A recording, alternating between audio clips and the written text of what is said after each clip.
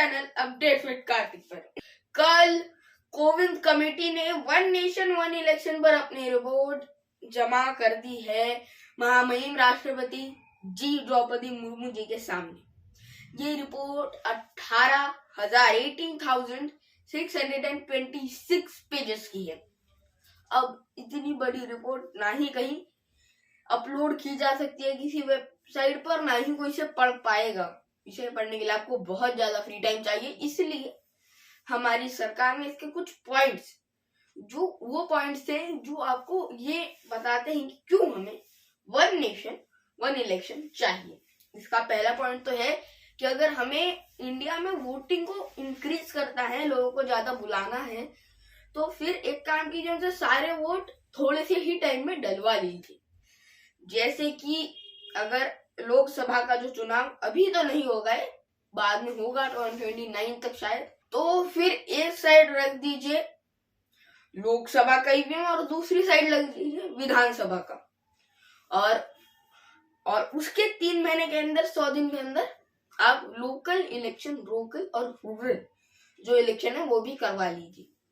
पहला पॉइंट तो ये हो गया।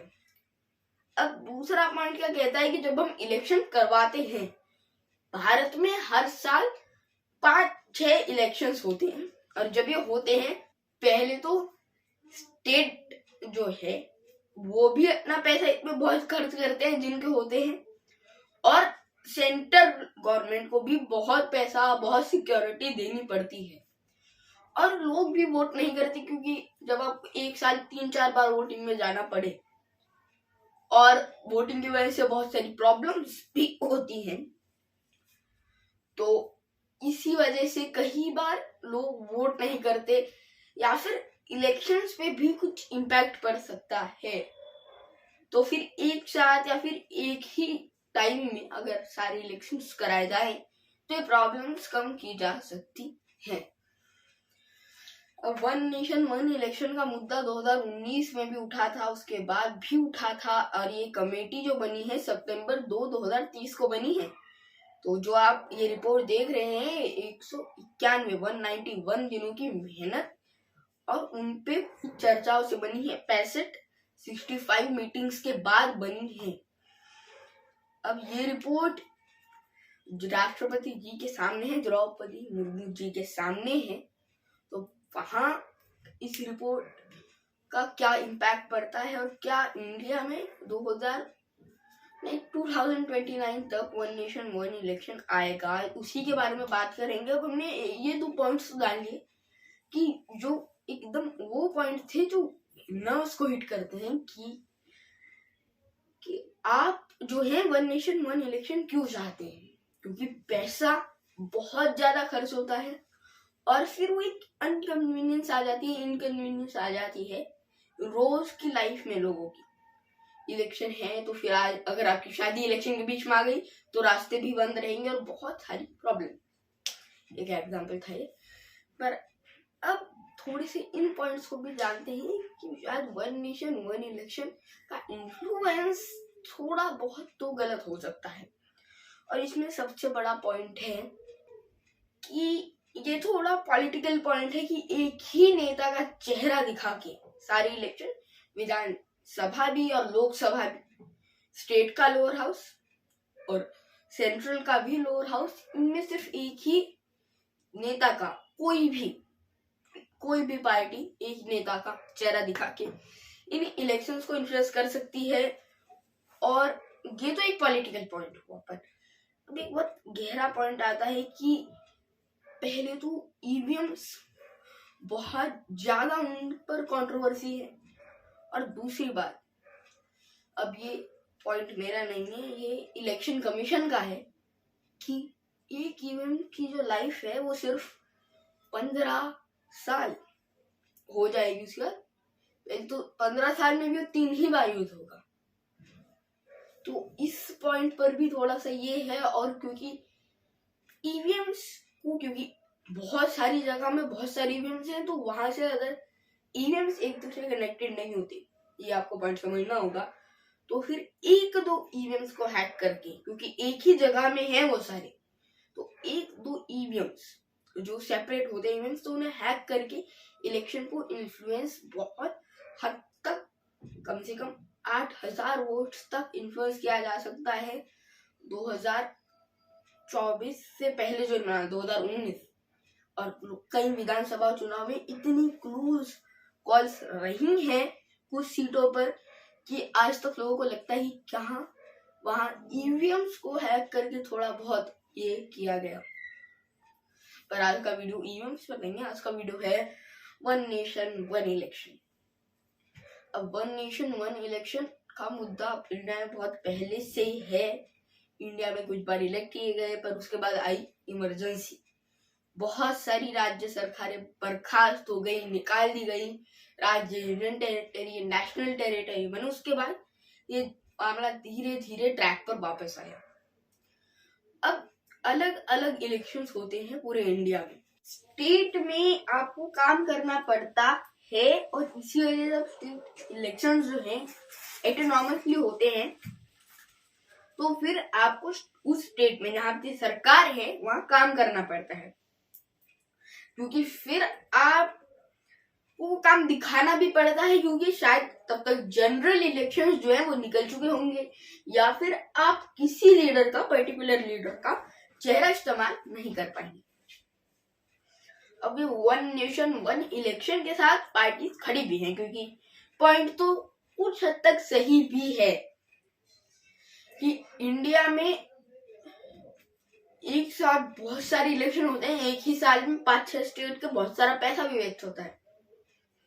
इससे अच्छा देखिए एक साथ सबके इलेक्शन करवा लेते हैं, और फिर अगर एक साथ सबके इलेक्शन होंगे पैसा भी उतना ही वेस्ट होगा जितना ये इलेक्शन करने में वेस्ट होता है, और उसी के साथ साथ पैसा वेस्ट तो नहीं, पैसा लगेगा, और इंडियन वोटर्स वोटिंग जो है वो भी बढ़ जाएगी, एक साथ ही सारे इलेक्शंस हो जाएंगे। तो बात तो ये भी सही है, पर इंडिया में अभी थोड़ा सा ये प्रॉब्लम है कि अगर वोटिंग बढ़ती है, जितने आपने समझ लीजिए एक जगह है, जगह नाम ए है, तो ए जगह पर आपने अगर 10 गार्ड्स लगाए वोटिंग के लिए, तो अगर आप वहां पे हर वोटिंग एक साथ कर लोगे तो वहां आपको सिक्योरिटी भी बढ़ानी पड़ेगी, क्योंकि अगर वोटिंग एक साथ हुई तो ईवीएम्स बहुत सारे हो जाएंगे, और ऊपर से वहां पे जो लोग सेंट्रल के लिए वोट नहीं करने वाले वो भी आएंगे,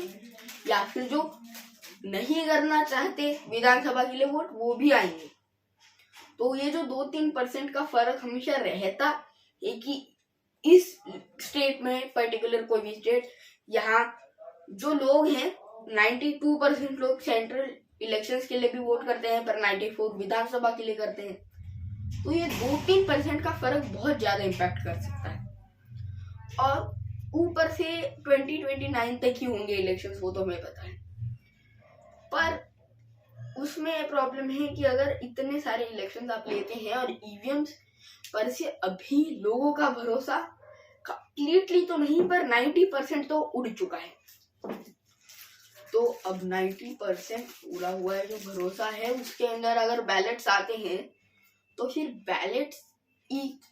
बैलेट्स बॉक्सेस गायब हो जाना वो बड़ी प्रॉब्लम है, और उन पर आपको ज्यादा सिक्योरिटी लगानी पड़ेगी। और फिर जो एक मनी डिस्ट्रीब्यूशन इक्वली होता था पूरा इंडिया में, कि देखिए आपके यहाँ इलेक्शंस हैं, जो आपका कि 5-6 इलेक्शंस होते थे हर स्टेट में, कुछ स्टेट्स के साथ में होते थे, एक परफेक्ट इसमें चलता था। पर अब जब बहुत सारे इलेक्शंस की मनी एक साथ जाएगी, तो पहले तो वो होल क्रिएट करेगी, और दूसरी ईवीएम या बैलेट पेपर, कहीं स्टेट कई बार बैलेट पेपर भी अपने इलेक्शंस में रखना चाहेंगे, जो स्टेट सेंट्रल से खुश नहीं होते। चाहे साउथ इंडिया में भी कुछ स्टेट्स हैं जो बैलेट पेपर रखना चाहेंगे, अपोजिशन के स्टेट्स भी। और पॉइंट तो ये भी है कि ईवीएम अभी तो बहुत कंट्रोवर्सी में, तो फिर बैलेट पेपर्स के साथ जो 90s में होता था वो वापस होना भी शुरू हो सकता है। तो एक ये बहुत बड़ा ड्रॉप क्रिएट करता है कि पहले तो आपको बैलेट्स में ज्यादा पैसा लगाना पड़ेगा, और दूसरा लोग ग्राउंड वर्क की जगह शायद इन्फ्लुएंस कहीं और ही हो जाए, विधानसभा जनरल इलेक्शंस को एक साथ लाना हुआ तो। और ईवीएम्स की कंट्रोवर्सी, ईवीएम्स की काउंटिंग इजी है पर बैलेट्स की काउंटिंग ये इजी नहीं है। और फिर दूसरा पॉइंट है जो ईवीएम स्लिप निकलती है 7 सेकेंड जो आपको स्लिप दिखती है उसकी काउंटिंग की जाए और उसे ईवीएम से मैच किया जाए। अब उसमें ज्यादा टाइम लगेगा क्योंकि आपको दो काउंटिंग करनी है। तो अगर आप वन नेशन वन इलेक्शन चाहते हैं तो पैसा आपको उससे ज्यादा डालना पड़ेगा जितना आप एक जनरल इलेक्शन से दूसरे जनरल इलेक्शन तक डालते हैं। यानी आपको कम से कम 2 से 3% हाई डालना पड़ेगा, अपने पैसे ज्यादा डालना पड़ेगा इन सारे राज्यों के इलेक्शन और जनरल इलेक्शन एक साथ कराने के लिए। अब इसका एक सॉल्यूशन भी है, ऐसा नहीं है कि इसका सॉल्यूशन नहीं है। इसका है कि इंडिया में अभी 28 राज्य है, 28 स्टेट्स हैं और इन 28 स्टेट्स की जो इलेक्शंस हैं विधानसभा इलेक्शंस, इन्हें एक 7-7-7 करके लिया जाए जिससे जनरल इलेक्शन आने से पहले 1 साल पहले ये सारे जो इलेक्शंस हैं ये खत्म हो जाएंगे।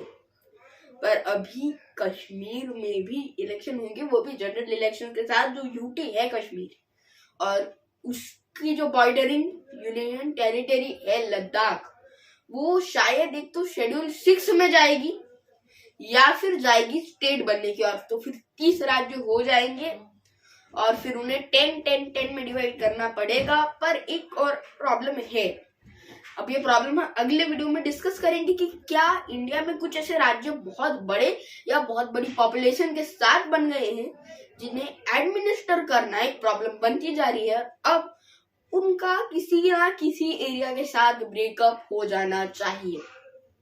पर हम इसे डिस्कस करेंगे अगले वीडियो में। मैं कार्तिक देशमुख आपसे लेता हूं विदा।